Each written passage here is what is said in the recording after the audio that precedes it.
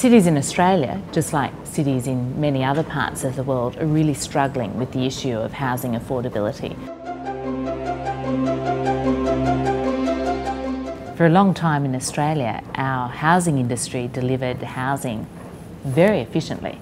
So the right amount of housing, keeping up with population growth and housing need, and relatively in the right locations, so places where people wanted to bring up their families, for instance. But over time, there's become an increasing gap between the price at which the industry is able to deliver housing and the price at which we can afford.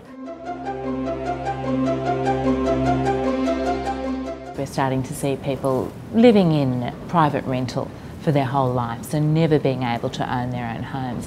Now that's really difficult in a country like Australia, where our private rental system is very unstable. You have short-term rents, not long-term rents, which we see in some European nations and often in the United States. People are prone to rent increases. They have very little control over that type of scenario. We're also starting to see people having a small crisis in their life, or perhaps a divorce or some change in their household circumstances, and falling out of home ownership, which then has a very profound impact on their family stability and their financial stability.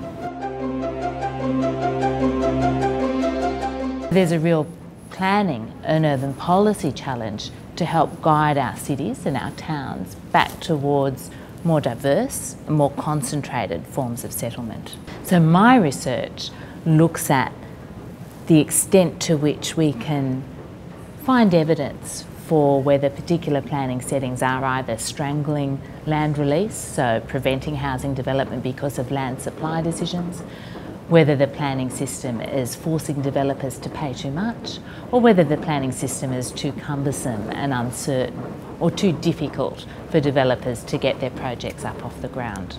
Some of my work on planning for affordable housing is being used at state government level to develop affordable housing strategies and policies.